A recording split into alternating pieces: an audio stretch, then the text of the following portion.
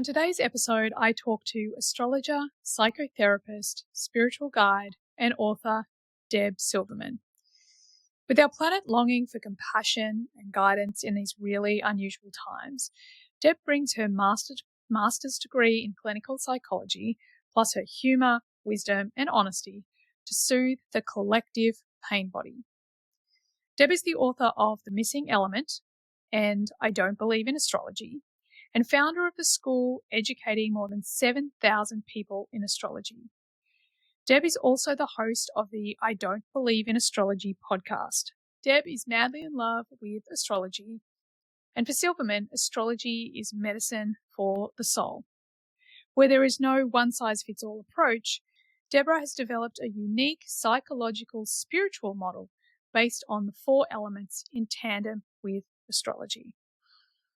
On today's episode, we really talk a lot about her human design. We talk about this new world that is unfolding.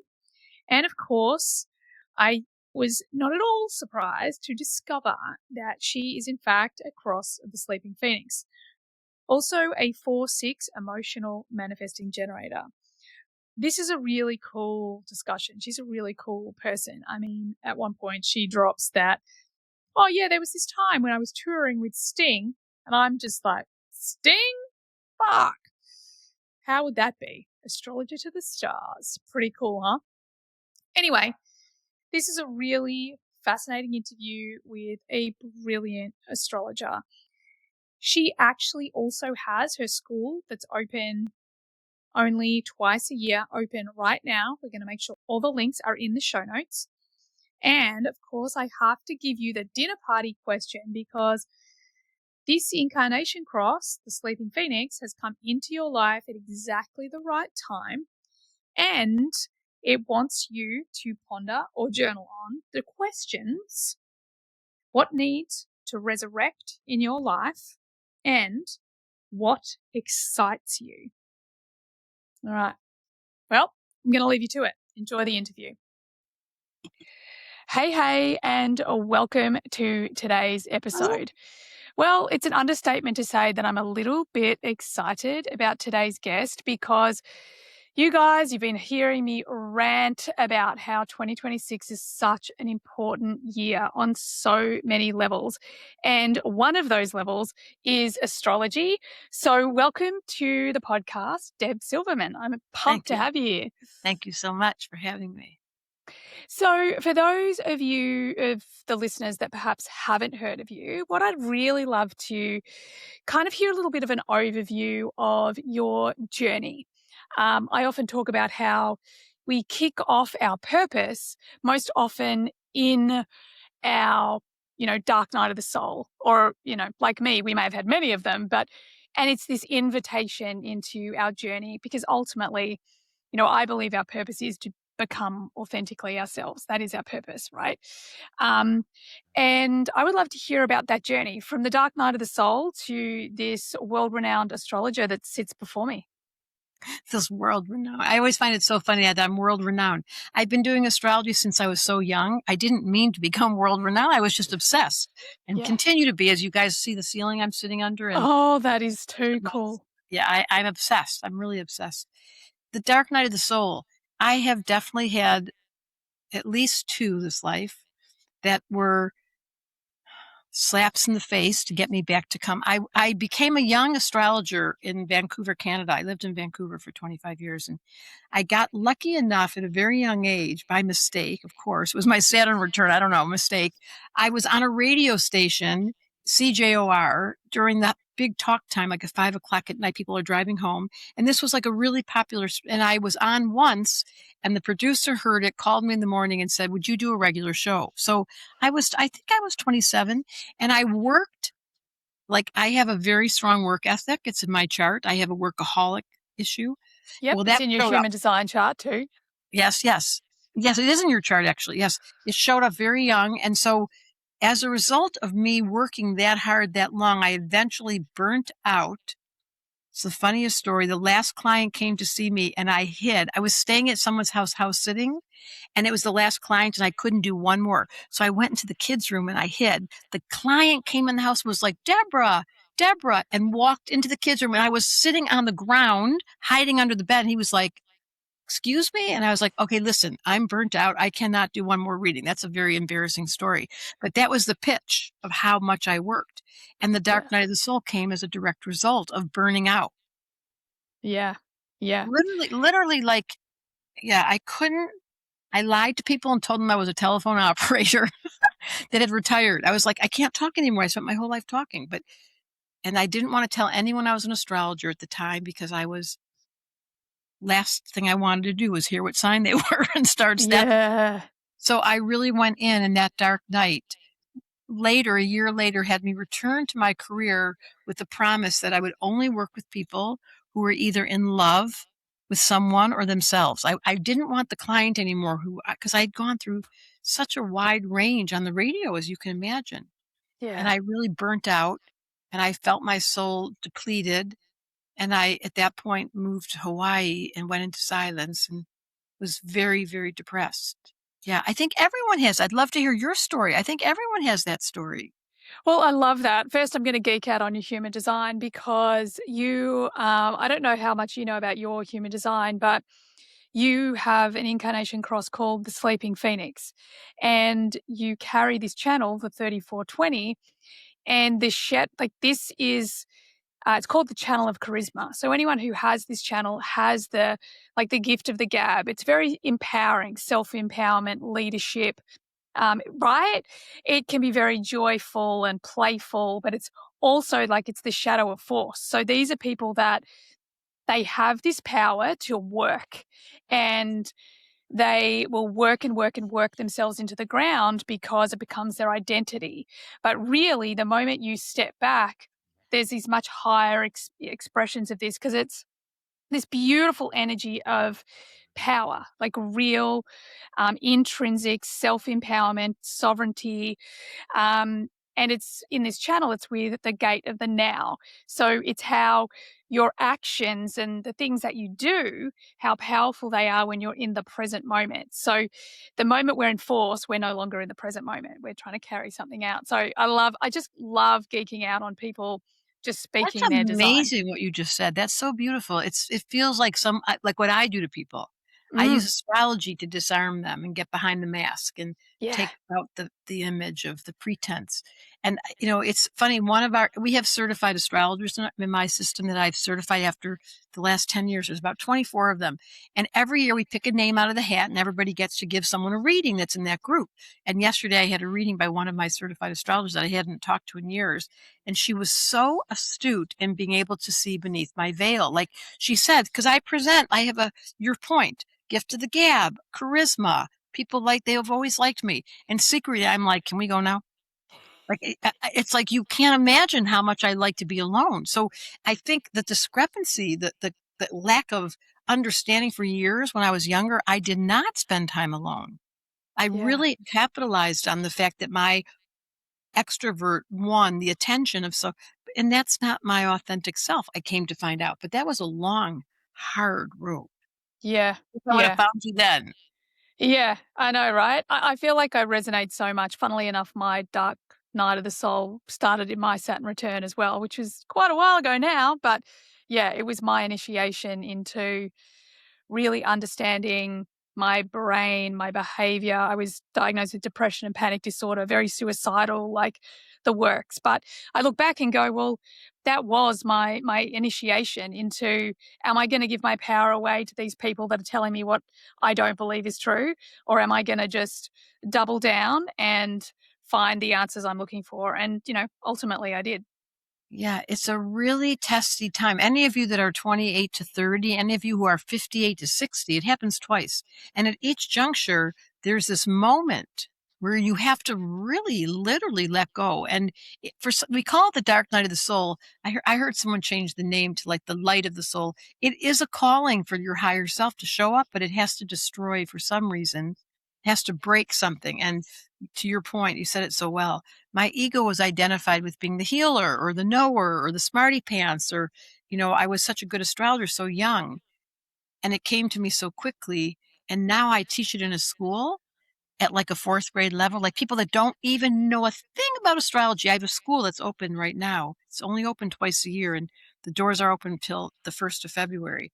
And it's really an invitation to say, are you interested in figuring out your quirks? Because if you figure them out before you get to the dark night of the soul, I mean, Yes. I learned astrology after, it was right at that. I'd been studying since I was in my 20s, but it didn't land until my Saturn return. I was like, oh, you have to get it wrong to get it right here. Yeah. That's the principle. That's my new book, I Don't Believe in Astrology. The principle, that whole book, the theory is the operating system of the human is ridiculous. Like, it has to Yep. get it wrong to get it right. Yep. Like, why can't you just send me an email? Deborah, this relationship is over. Don't feel bad. You did nothing wrong. Thank you. Yeah, I love that. I think we all need that book.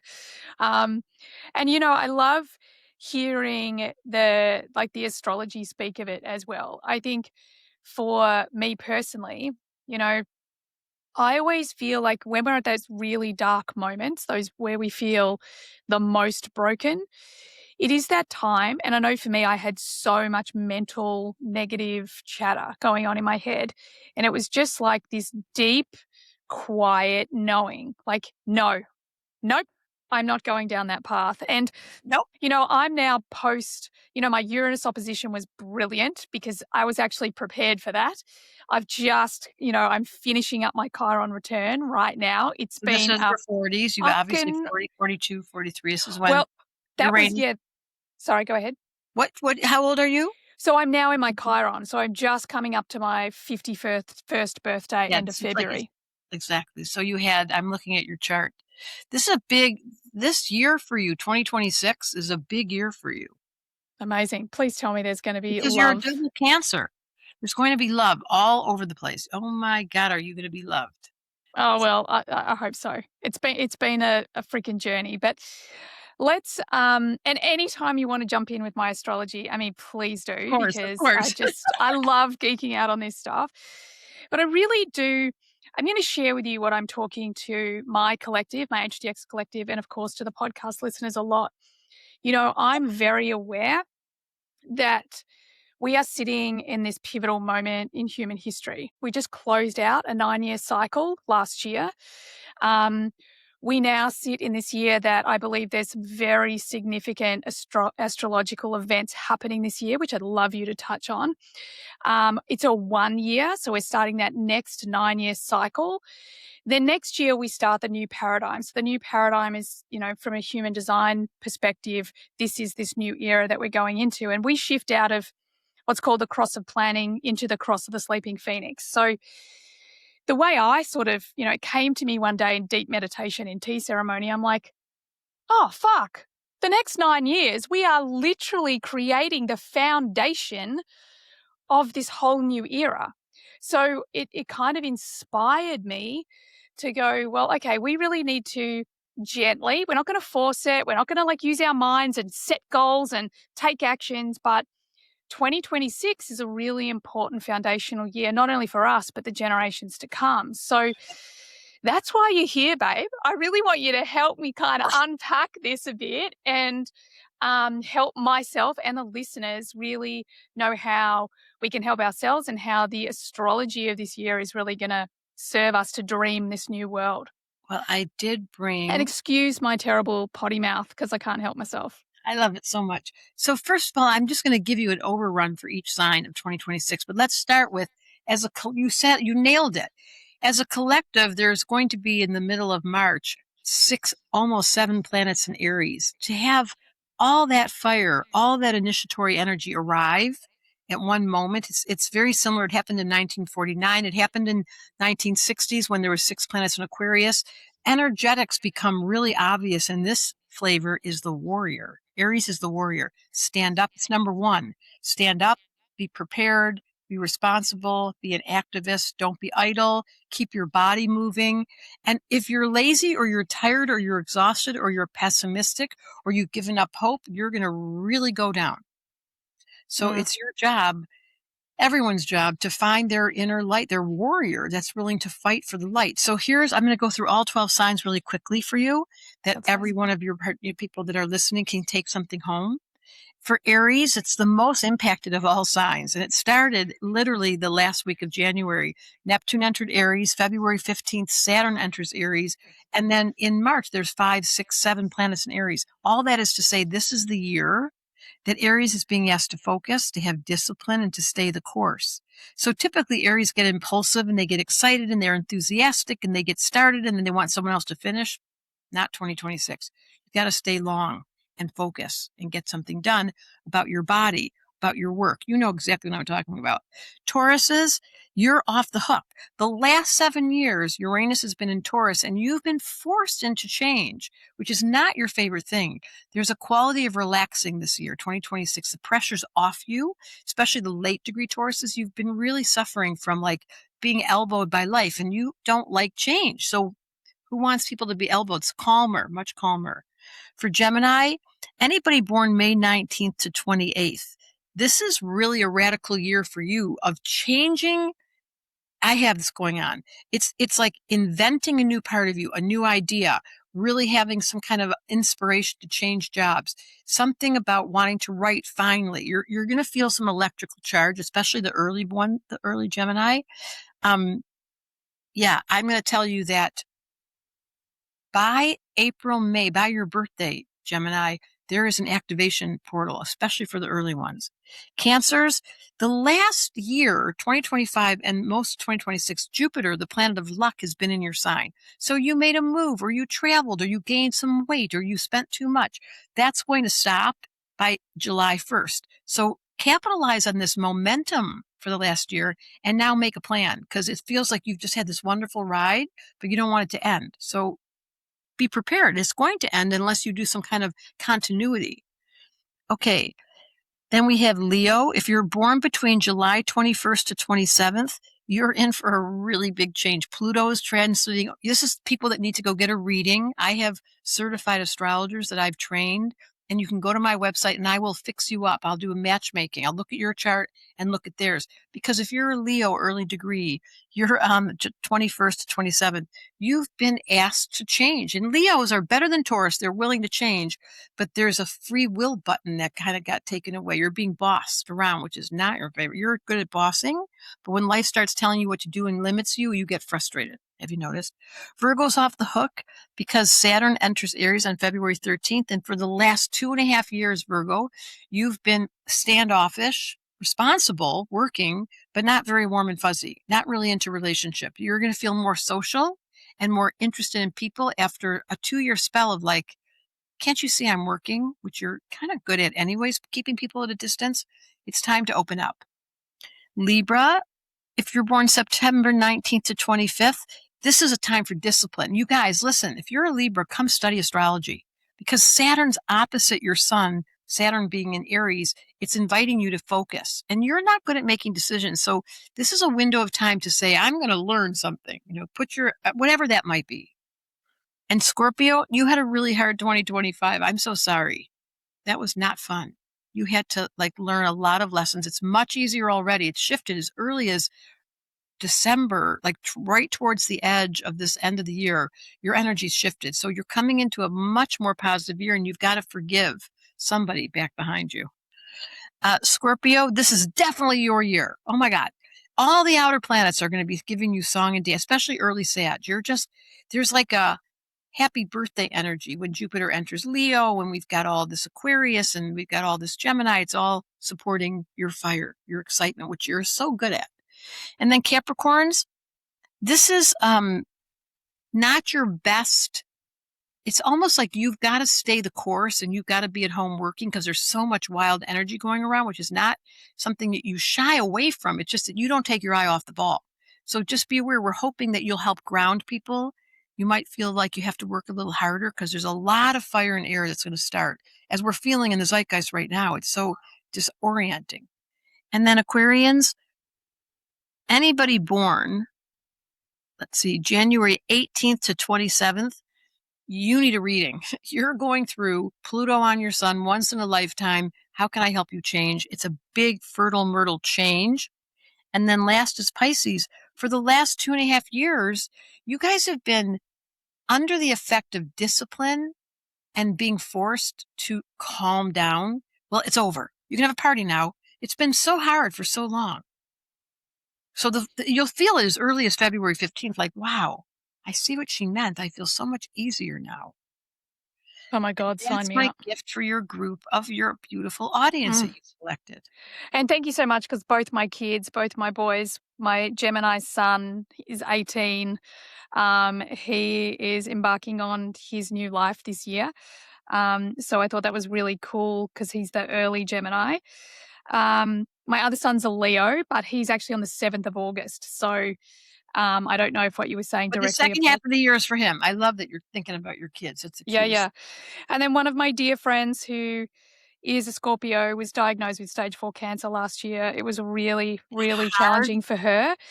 And I've got to be honest, seeing her the last 2 weeks, she looks amazing. There's still a road ahead of her, but it's like something shifted. And she Something keeps shifted saying as early something as shifted. told you. So, yeah, thank you. I love that. Super excited. So, I really want to talk about 2026, but I am curious because I'm literally coming off the last 2.5 years have been some of the hardest years of my life, inclusive of the depression and suicidal thoughts and all of those things. Wow. It's been a challenge, and it's also been a really incredibly good 2.5 years. It's been a real polarity for me. Um, relationally, as in intimate relationship, that's been the really hard part. I've been, found myself in situations where I do feel like I was forced to grow up, and I am like, very independent, very, powerful. I've created so many things. And it was my elephant in the room. It was the last area that I'm like, do I really want to go there? And when I went there, I thought it was going to be kind of like, yeah, this is going to be easy. And it was the polar opposite of that. And now where I'm sitting, I'm feeling really good. I feel like I've transformed, I've healed. And honestly, I want to call in this love that as a Piscean, I have dreamed about since I was tiny. And I don't know, like, what do you see for me on that front this year? We have every woman. And how old are you? I'm 51. I'm nearly Every 51. every woman has this dream. It's a universal longing to know what union is and to feel connected and someone really has your back. And it's the most beautiful. It's what makes this world go round is love. At the same time, there's a moment in history. I call it her story, not his story. History is HIS, his. I like Mm, hers. There's a moment in her story where she goes, hold on a minute. There's such a collective need right now to maintain my regulated nervous system that is in peace and in kindness and really present. And if it means being in a relationship, if that enhances it, come on in.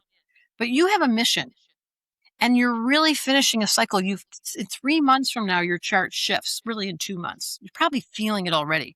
You're much more emotional. You're wanting to be at home. You've been, for the last 2.5 years, you've been socializing and, really, or not socializing. That's not true.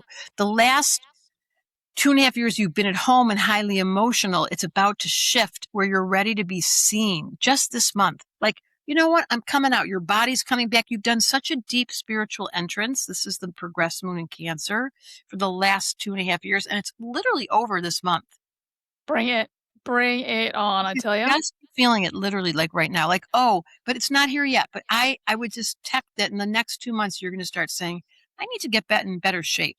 I really want to be physical. Like your body's going to be calling your name. So these are the things you learn in astrology. What is the era that you're in? What's the season that you're in? How do you get supported by the cosmos? Doing things against the grain, going up against the natural wave, the natural rhythm makes us tired. When you're in the flow, when I'm in the flow, it's like everything becomes so effortless. And that's why I tell everybody I'm turning 70. And I'm like, I'm not 70 because my energetic body's like, what do we get to do today? And that requires depression is a magical door. I lived with depression so much of my life. I was surprised to hear it's still with you, but I see at your age, it took me like at least till I was 60 to realize, oh, this is just a friend of mine with an icky feeling and she doesn't go away. Mm. I Well, think that I don't have it anymore. Like, I healed myself back probably by 35. So, Oh, yeah. good. Okay, good. Well, for all of you that are suffering or that wonder, how do you reclaim your natural rhythm? That's what studying astrology does. once you're given the mechanism or the technology of your own chart, and you realize for me, and I think this is true for you, you have to be emotional. Your chart is highly emotional. Yeah. Oh, It's yeah, baby. I'm an it, emotional authority in human design as well. And it's it's like important. water, water, water, It's so everything. important that you cry, and nothing's wrong with that. Don't make the mistake of that being depression. That's just sensitivity. And Yeah. there's a big difference between being sensitive, which you are meant to be crying. I know it sounds funny, but your life lesson, Saturn, this is my book, I Don't Believe in Astrology. Saturn is the most strongest indicator of what did I come to learn, and yours is in Cancer. How to deal with my emotional body, how to deal with my family, how to deal with my past lives. Like they're in your awareness all the time. And your Cancer rising to boot. So now we're echoing, not only is your life lesson Cancer, but your soul, the rising sign is the soul. So you've got a very strong promise that you will stay in your emotional body and be messy and Mm. be human and not make that wrong. Yeah, 100%. And it's been a huge journey for me. And I'm absolutely, um, here for it. I think the big thing for me, it's interesting coming from this background of like neuroscience and human behavior and quantum physics, you know, putting human design into that has really helped me see like, okay, we're creating our reality from our frequency. Our frequency comes from what we feel. And it's so important that we learn to master our emotional body, but that doesn't mean repressing or indulging. It's like, how can I feel the true feels without adding stories to it or meaning to it or anything else? And like, I will cry more in joy, to be honest, unless I'm going through hard times. There are more tears for joy than there are for sadness, I like I so pretty have much cried everything. That's the right answer. I do. I had that feeling today. I was on my bike and I just heard myself in my head just saying, I'm so in love. Yeah. I Yeah. can't believe how did I get so lucky? The last line of my book is um, the reason why what's the last line of the book? I'm having a brain fart. Here we go. Ready? It takes that long to say thank you. The reason why we live forever is because it takes that long to say thank you. I got goosies. I love that. That's so beautiful. And, one of the things I also noticed earlier in the conversation that you said about your book, it's astrology at a fourth grade level. In your human design, you actually have this channel, the 4323, that, by the way, I would say is one of the most prominent channels in people I interview. So people who've had great success. Um, And this channel, it has a funny name. It's called Genius to Freak. But I've what heard it's all about is that you have this capacity to take in really complex information and make it simple. So, they say that a genius is someone who knows what to leave out, not what to add in. And it's that's totally. the genius that you have, is that I love that. you keep the things that matter, but the things that really don't matter, they can fall apart. It's actually also my core talent as well. So, and my book is called Human Design Made Simple. Exactly the same thing. I love Yeah. that so much. Yes, I would say that my superpower is talking English, that astrology is so much jargon and people get so lost in their head. And my longing in this life is to stay in our heart. That's why I teach the four elements. My first book, The Missing Element, the subtitle is Compassion for the Human Condition. Like, look at us right now. It's embarrassing how the humans are demonstrating their messy person. Like, I live in America, I'm embarrassed. Mm, it's a tough It's time. unbelievable, and that is a reflection of the human design, you to use your words, but the original operating system has a fault, and the fault is the unconscious mind has no filter. So instead of being able to say to the unconscious mind, "You're not gonna say that out loud. You're not gonna behave that way. You're not gonna hurt that kid," there's a filter, and it's just like the kidney or the liver or the body knows when to dispill, like, "You're going out. We're gonna destroy you. Let it go." But the mind does not. So I have this really positive angle that as AI comes in, and it will very quickly discover that the human by nature is not a very productive, it's destructive, it hurts the host, it hurts each other. It's not a very positive built system. But when we merge the intelligence of the AI with the compassion of the human, which is what all of you listening, your job is to really practice kindness every single even when you're mad. I had today something just came up in my business and I watched myself get all pissed off, and then I giggled. I caught myself. I was like, this is so funny. You're doing that human thing. Okay, Yeah. now my observer's on. This is all my books. It's all my classes. It's both books. I don't believe in astrology and the missing element. Turn on your observer, look over at yourself and go, Dab. Really? That's what you want to think about right now? Okay. Here's the truth no one says out loud. Information doesn't make you money. You make you money. And if you're a reader, a coach, or a creator in the human design space, your wisdom deserves a scalable system, not another 60-minute session squeezed into your calendar that honestly ends up in burnout, right? That's why we love Bodygraph's human design chart generator and reading and audio reports. You write the templates once, add your voice, your language, your visuals, and the platform personalizes everything for each client automatically. They learn from your voice, your content, and they come back ready for the next thing. Whether you want a low-ticket entry offer, a passive revenue stream, or a value-packed bonus for your programs, these reports let you keep everything in-house, on brand, and in flow. If 2026 is your year for scaling revenue without burnout, start here. Head to the link in the show notes and start using Bodygraph. And use the code HumanDesignPodcast for 30% off for 6 months when you sign up. Yeah, so true. It's so true. And that's that mastery, right? Like mastering being human. And it's not working it out with our mind. It's being able to drop into our heart and operate from that place instead, you know? And it makes me, as you're speaking, again, I'm geeking out. So for the human design geeks watching, like you have the 36 as one of your bridge gates. It's really interesting because you have both of my bridge gates and I have both of your bridge gates. So when we're together, we literally bring all of our energy together. So all of our energy flows better when the two of us are together. And I know, right? Pretty cool. And you talk about compassion and the bridge gate 36 that you've got, like this is actually it's like the shadow of crisis, but it's the Siddhic state in the gene key, so the enlightened state of compassion. So it's actually this energy that, because you don't actually have the energy, the mind will try and, fill in that space. And it's like, it's crisis energy that comes up. But what you've learned over time is actually, hey, this isn't true. This isn't consistent. That's not real. Compassion is something that's real. So I Oh, love that. And slow down, Mercury in Aquarius. You're so fast. Slow down. That was so profound. That was so profound. It took me it's been happening so much in my life because as I'm getting older, a crisis happens. In my younger years, whoa, my nervous system, my blood pressure, the whole thing, blah, blah, blah, blah. As I've gotten older now, I watch it come on and I do still react. Don't you make one single idea that getting older, you get enlightened and you don't walk away from the human. Quite the opposite. The human really gets crying in anger, but I catch it in a second. And then I turn to myself and I go, wow, you need a breath, Deb. Like you're caught. And it takes me not very long anymore. So now the lawyer letter comes in, the lawyer letter goes out.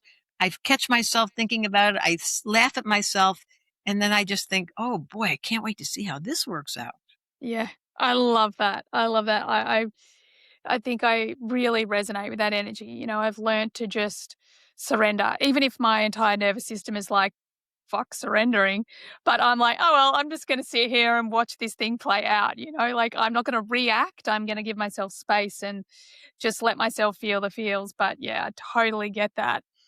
I love it. And the thing I have to say is listening to your work and, listening to you on all sorts of different podcasts and that sort of thing, I just have to say, like being the cross of the sleeping phoenix, we talk about our incarnation cross as the job description of our aura. So it's not something our mind does. It's something literally our energetic bubble is doing all the time. And you're the sleeping phoenix, and my eldest son's also a sleeping phoenix, which is all about helping others rise from the ashes. And we're going into this era. So for the next, I think, anywhere up to 800 years, we'll be in this new era where we're all rising from the ashes. Um, and it's just so beautiful because that, coupled with the fact that you're a line 6, your wisdom really started to show up exponentially after you turned 50. Like the Totally. role model really doesn't come into its, like, you can have great success up until that point, but it's like, oh, That's hang on a so true. second. I see how this thing called life works, and this is how I envision it. So it's so cool just really hearing such a beautiful expression of your authentic design. When I was 50, I came to Auckland. Just a Ah. funny coincidence, yeah. I have a distinct memory of the whole thing. I was with Sting, traveling the world with Sting, and we went to Auckland, and we were in Australia and New Zealand, and it was just a wonderful moment in time. And Mm, yes, it was a portal because that kind of fame or kind of celebrityism put me into a different category. And to your point, you can't say someone has charisma. I mean, you don't own that. It's not like all the only way that I've known such a word, I find the word fascinating, is by the results that I magnetize certain people that are like if you watch my work or you see my interviews or you come to my immersion. I had a rabbi last week. Then we had this esoteric teacher who was working with Dalai Lama. And then we had a woman who was going deaf it was like I have a magnet in my belly button and I can't explain it. You probably can explain it better. Astrologically, it doesn't get explained, except that I do have a locomotive chart that generates, to your point, there's a lot of steam. Like I am not someone who ever gets bored. mm, I which love is to good. read. I love being alone. Yeah, I love it. And it's interesting, like, just you're talking, you are literally speaking the way we talk about the gate 34, which is in the 3420 channel. And, you know, um, Ra talked about it, the guy who channeled all the human design information in. He's like, this is an energy of self-empowerment. It's something that those that have it so desperately want to teach others. This is it. This is it. But you can't teach it. You can't give it away. And it's hilarious you say it's in my belly button because it sits in your sacral center, and it's connected to your throat. So what happens is that you literally speak it. You don't even know. Like, I've got to the point where because both of us are manifesting generators, we have the 3420. And when we just trust, like, our mouth opens and something comes out, you're like, whoa, that's good. Like, I did not make that. That did not come from my mind. This definitely came through me. That is the magic of the 3420. Yeah, I'm doing my legacy work this starting in February, this just next month, where I've gathered some of the students that have been through my program. For the first time in my life, I'm teaching after 10 years of not teaching, and I can feel the legacy.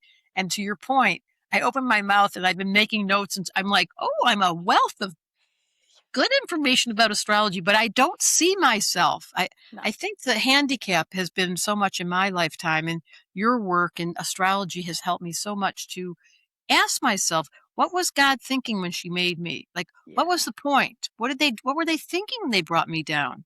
And why did I get given this gift of responsibility? All I can assume is my listening.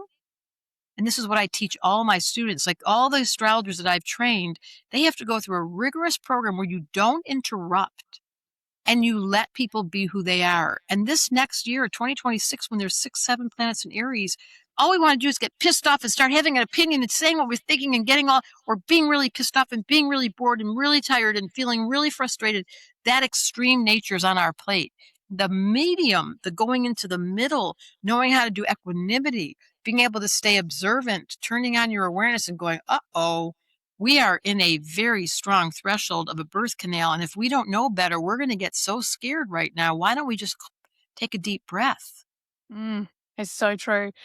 And I do want to go into 2026, but I have to geek out because you actually have the gate of the listener um, in human design, which is, I have a this, gate that's a listener. I it's tattooed called, on my arm. yeah, Listen and silent have the same letters. I tattooed it on my arm, those two yeah. words. It's one of your superpowers. You have the gate of the listener, and it's actually in your Mercury.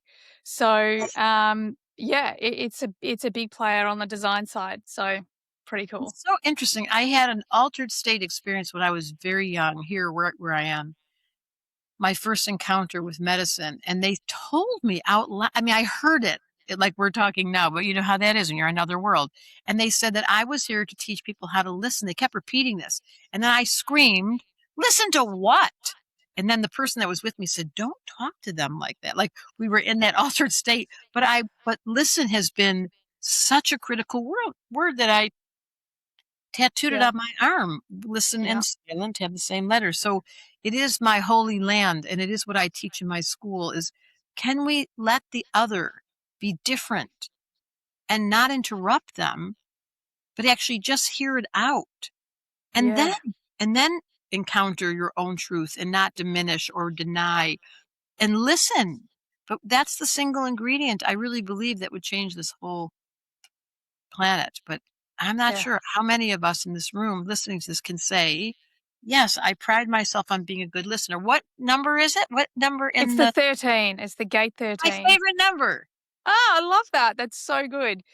Yeah, it's a significant player for you, and I love that. I so agree. I think that listening piece is really important, and I do think that listening without taking it personally, like letting people, be who they are. Every parent, if we can just learn to let our kids be who they are and listen to them and, that sort of thing, I think it's a really great place to start. And interestingly, because I can't help it, I'm going to go there because our charts are really similar. We both have the gate 17, and the gate 17 is called the gate of opinion.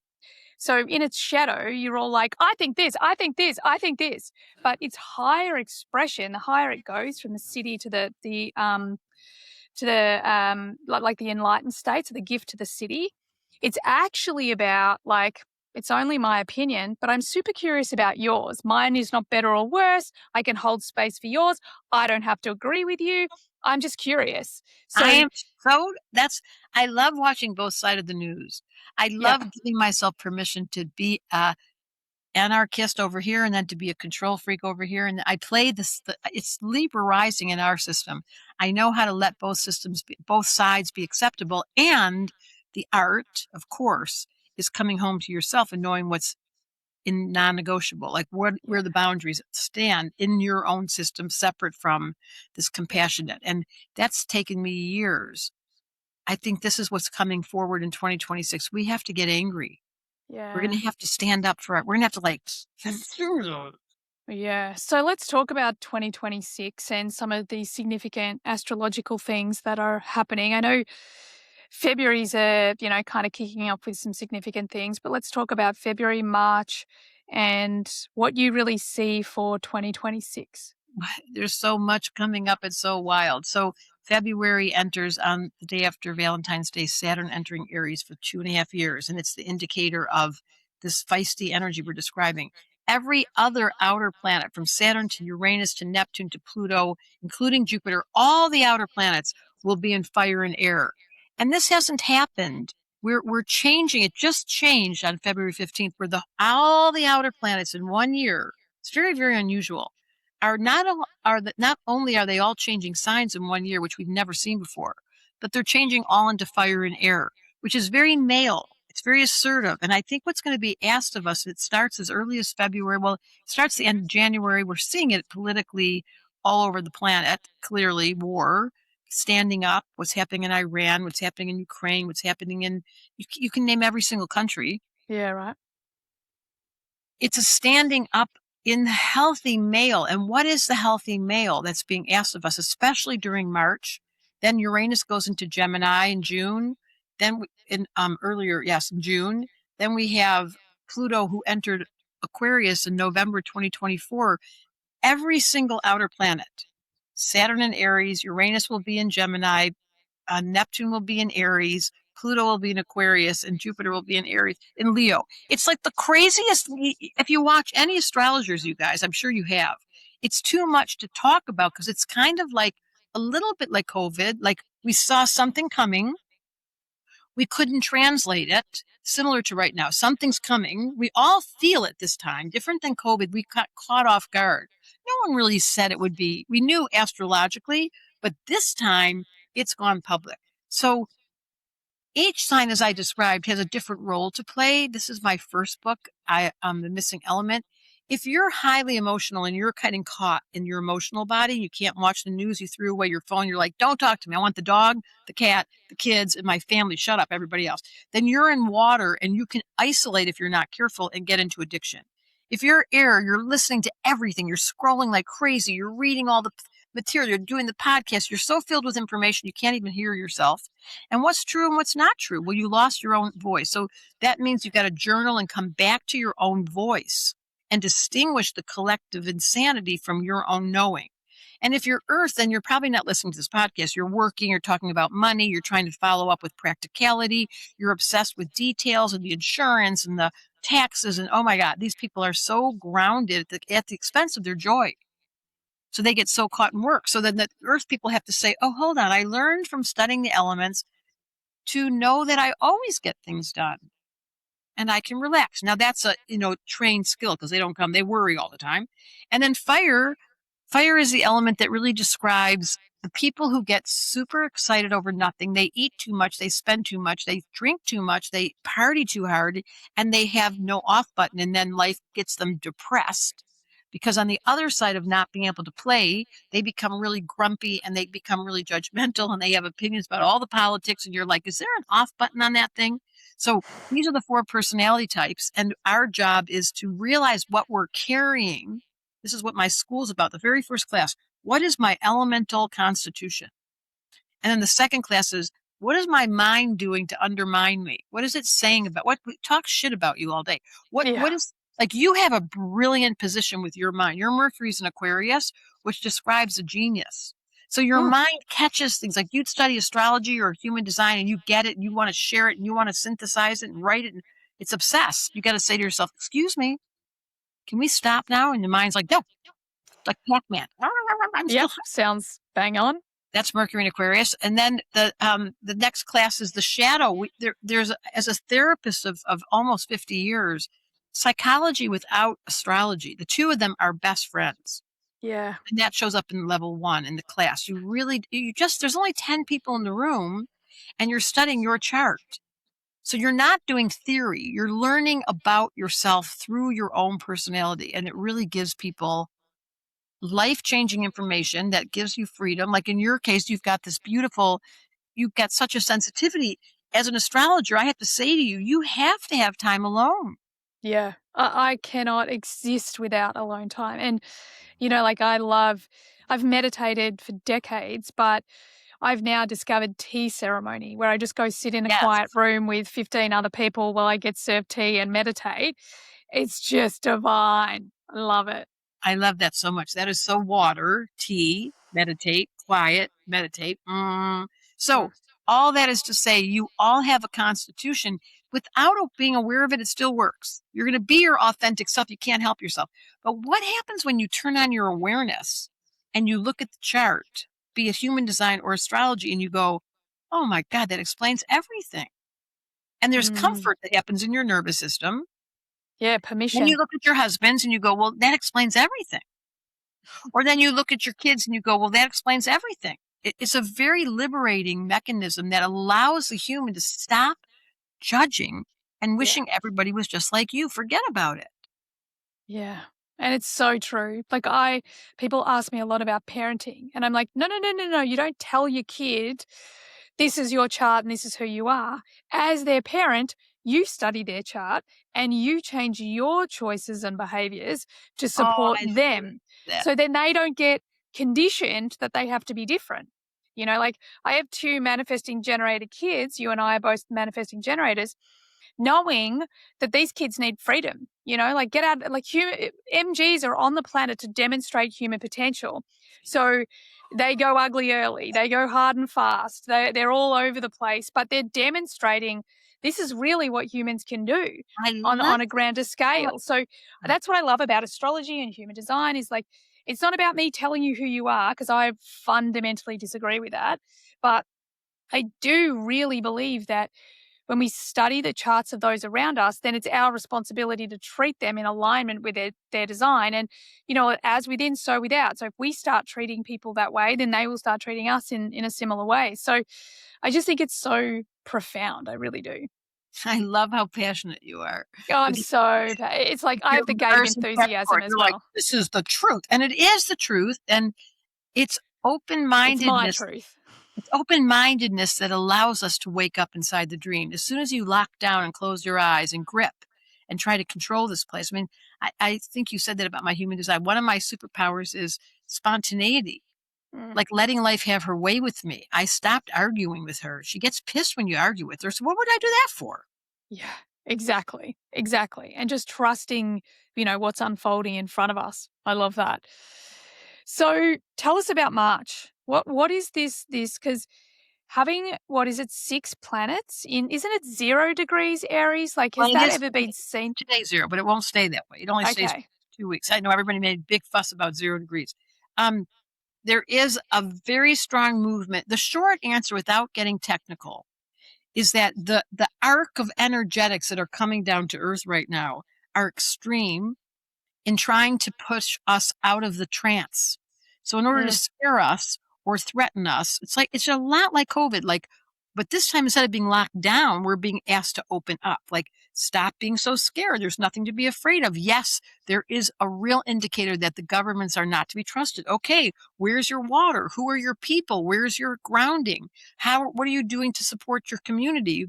This is a real time to ask those questions.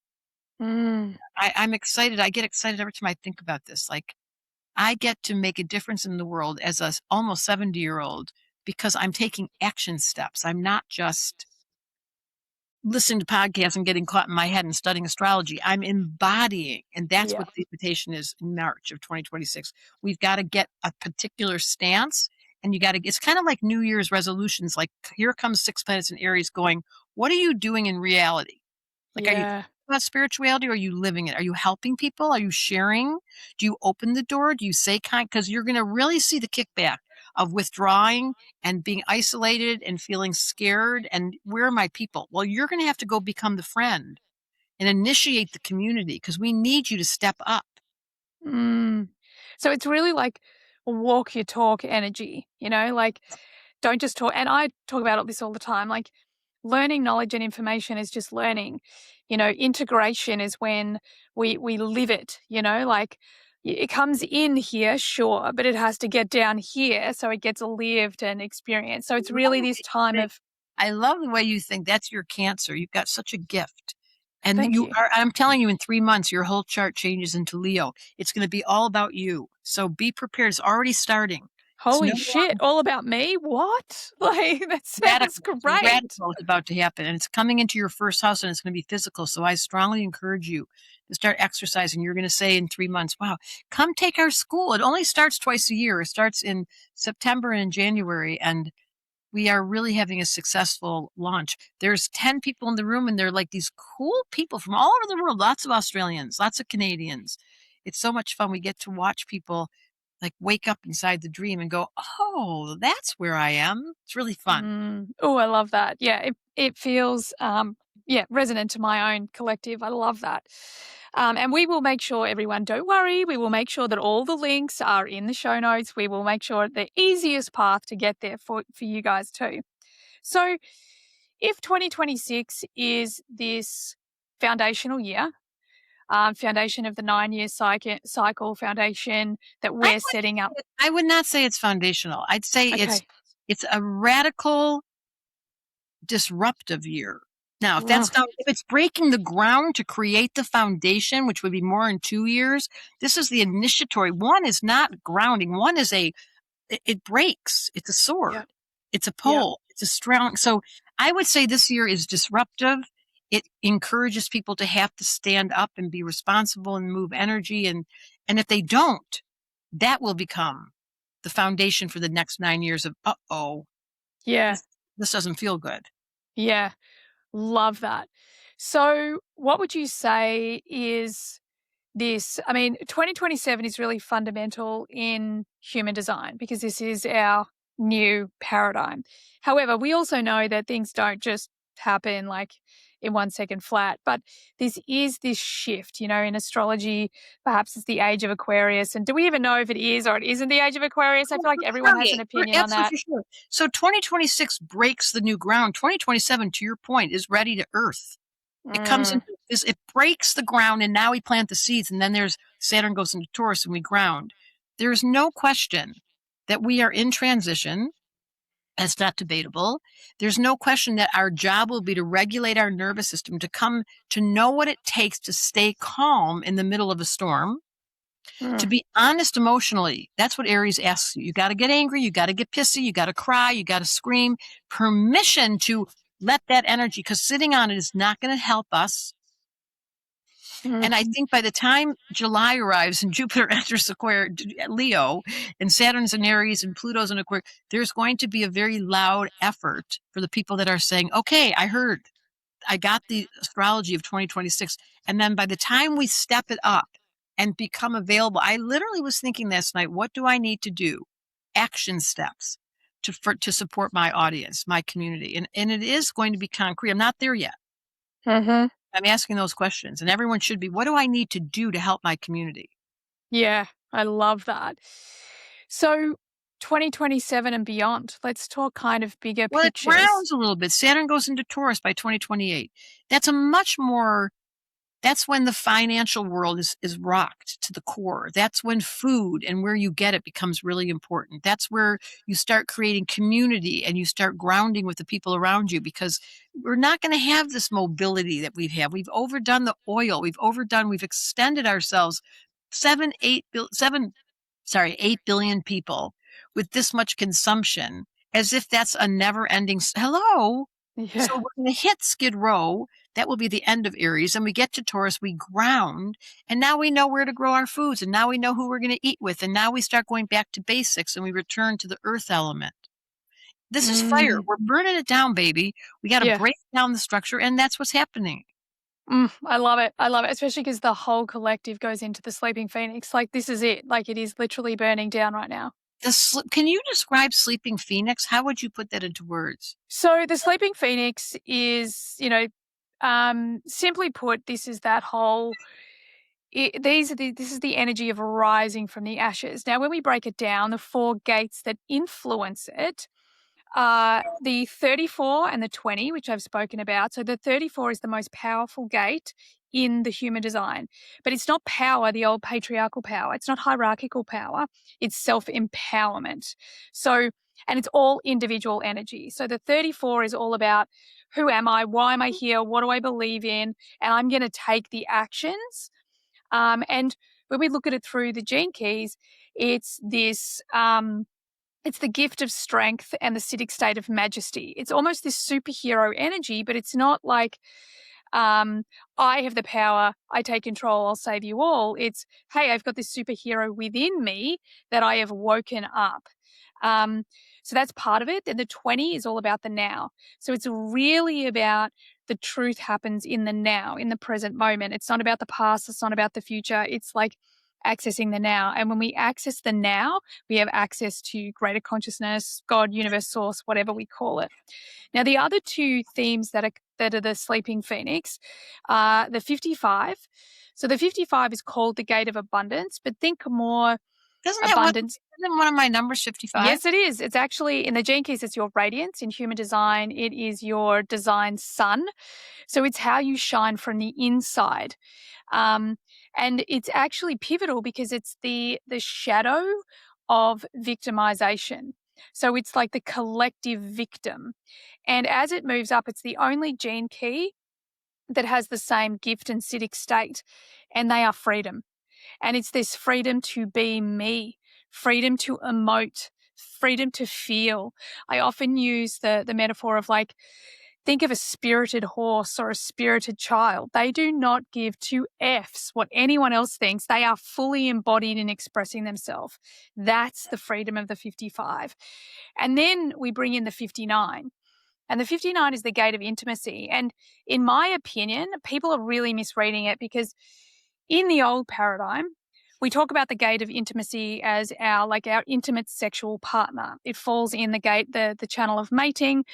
But from what I'm seeing is, in the new paradigm, it's changing, because intimacy is changing. The redefinition of intimacy is happening right before our eyes. Now, that could be that we're blurring the lines between the definition of an intimate partner. Once upon a time, it was man and woman. Then it became, maybe men and men and women and women. And now there are so many variations of that.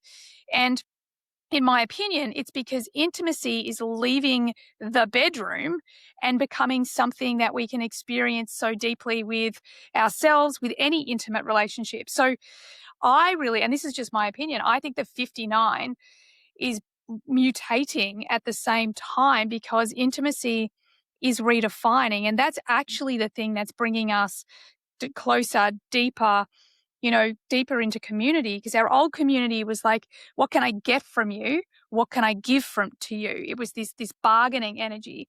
Whereas now I think community is going to come through intimacy, sharing intimate conversations or parts of yourself, or, it's so much more than just sex, because we want to be intimate now more because we want to have an intimate sharing of each other than to make babies. So I think it's a really important mutation that we're watching right now. That's so beautiful. You should Thank write a you. book. I have, but not on all of this. Oh my goodness, I just looked at the time and I'm very conscious of your time. I don't want to take up too much We're of your right time. on time. You're right exactly. Yeah. Even though I could ask you 50 more questions, but what do you feel my listeners are the visionaries. They're the people who are dreaming the new world, who are doing the work that's creating this new era for us. What do you think that they need to hear? Perhaps something we haven't spoken about this time in human history, or anything else you want to elaborate on that? I think the most important thing is to stay close to the elements, like literally to sit in the water, in the steam, in the shower, in the bathtub, in the ocean, in the pool. Like, honestly, make the elements tactile for you, to let yourself go outside and feel. I am an elemental ancient one who lived with, like, I sleep outside and I walk barefoot and I drink fresh water. And I'm very conscientious of my connection to this physical plane. While AI comes in hovering, you can't take me off my feet, but you can certainly come and sit with me. So Yeah. my suggestion to all of the light bearers is, don't take your eye off the comfort of your body, the respect of this temple, the ability to really keep your attention on your comfort and your nervous system, number one. And then just keep asking the question every single day, who can I serve? Like, Yeah. show me what you need me to do next. I love that. Thank you so much. And we will make sure that we have a link for the books that you've mentioned. We will have a link for everyone to go and check out your school that's open at the moment, but only for a few days, guys. So make sure that you get on it as soon as possible. And we'll also make sure that we include socials. Where's the best place to find you on You can socials? go to, it's 3 words, Debra Silverman Astrology. You can go to Instagram. You can go to TikTok. You can go to Facebook. You'd never know that I was almost 70 and I'm on TikTok.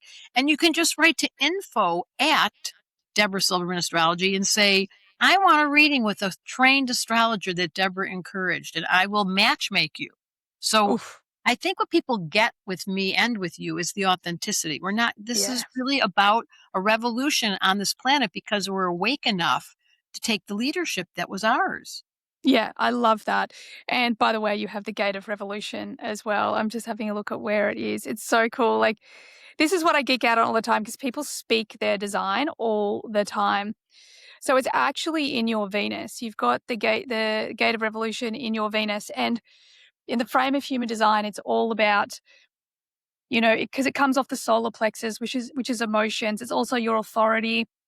And it says there are certain standards that we live by as a tribe. And once those standards are not met or they need upgrading, you're like, revolution, baby. It's time. It's time. So, Oh my yeah, God, and it's in your Venus. So these really, go ahead. I feel so seen today. This reminds me of me giving a reading to someone. I feel so Oh, I'm seen. so glad. I Thank you. feel so grateful that I could do that for you. So thanks so There's much, all of Deb. our And planets up above our head. it's My good so good. So good. flowers down at our feet. So good. I love that. Well, thank you you. so much for joining me. I really appreciate it. And thanks everyone for listening. I trust you got what you needed from today's episode, and I so look forward to having you on the next one. Bye for now. Aloha.